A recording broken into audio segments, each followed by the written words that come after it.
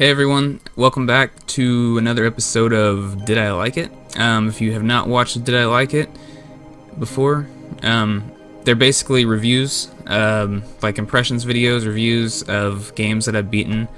I will never spoil anything in these, like story-wise, and also these aren't like number score reviews. I mean, I might give a number score to some of them, but that's not the point of these. The point of these is just did I like it or not?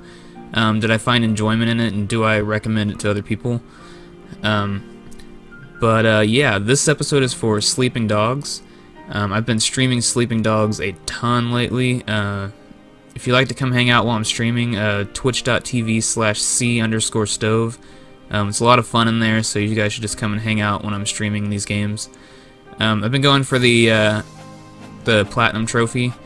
So it's taken a while. I think how long to beat? No, not how. The trophy guide said took like 30 to 35 hours. I think I'm coming up on the end of it now, though. But I have beat the story mode, so that warrants me being able to do one of these episodes.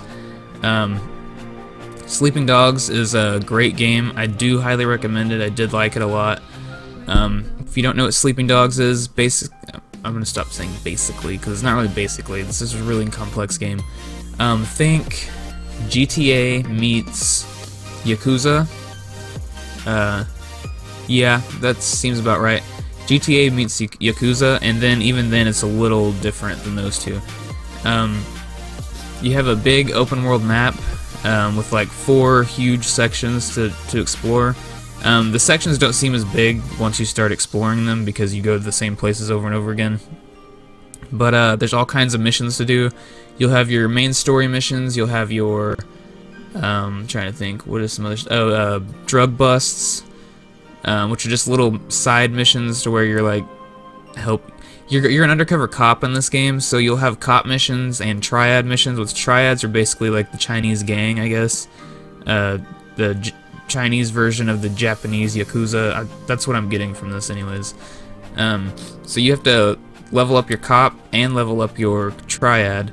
And this makes for an interesting story, obviously, because you'll see both sides. You'll see the cop side and the gang side, and people will find out that you're on one or the other sides, you know, etc., etc. It makes for some good loops and stuff.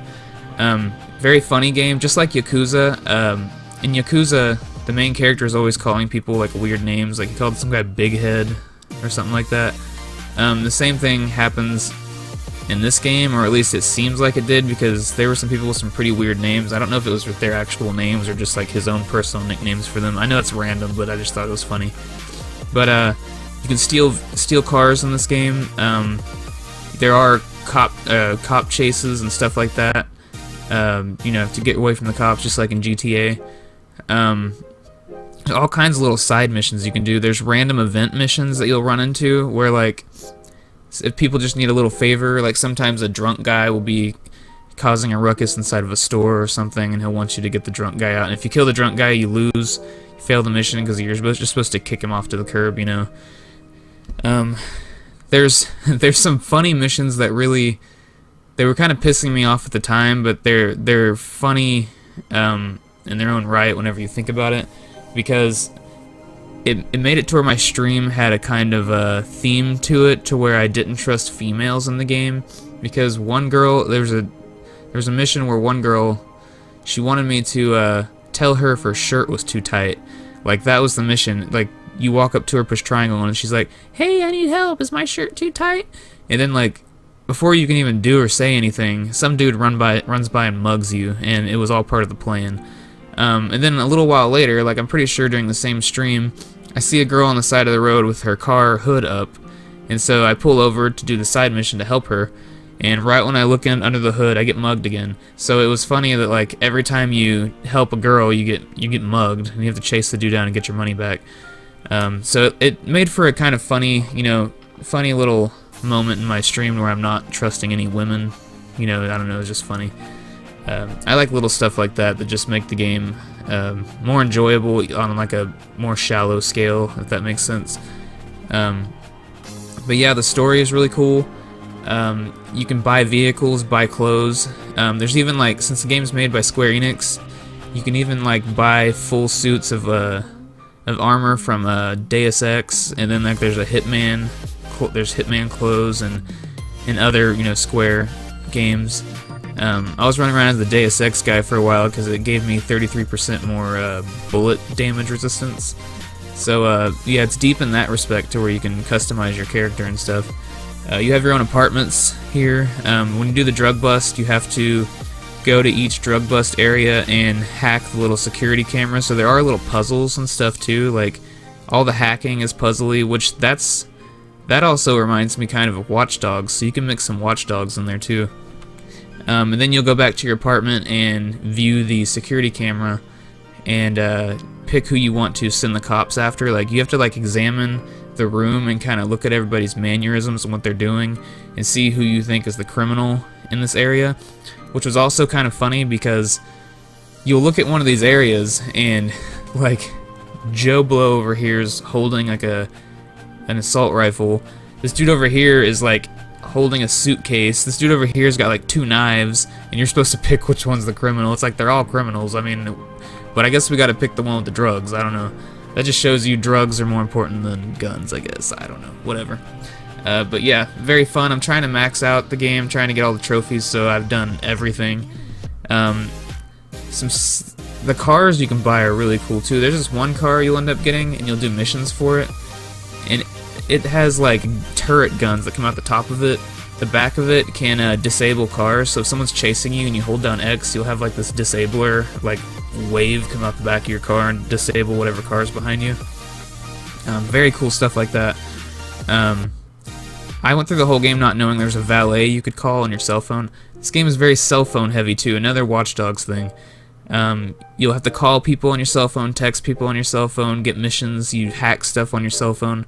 So think Watch Dogs, Grand Theft Auto, Yakuza mixed into one game. I mean, that sounds like a good combination to me. But yeah, some stuff I didn't like about the game. I wish there was a fast travel, for one. That's one thing. Because, I mean, I don't mind driving around, but sometimes you just want to, like, fast travel somewhere, you know what I mean? Like, maybe have, like, one fast travel point at each side of the map, because I'll be, like, clear over here, and I have to go all the way on this side of the map, which, oh, you're being lazy because you're just sitting anyways, what's the matter? But it just takes a while. My biggest qualm with this game, well, I forgot to mention, there's also, like, cover-based shooting. But I'll get to a qualm from the cover-based shooting. Like, think Mass Effect, Grand Theft Auto, hide behind stuff, pop out, shoot type of thing. My biggest qualm, this is what I got the most irritated with, is the GPS on this game. You will set a marker, and when you're going, you'll be following this line, you know, and it takes you literally in circles. Like, you're just like, I just drove by here, why is it doing this? And you end up having to ignore the whole GPS and find your way there, like, or at least get off the interstate, because the interstates are what mess this GPS up.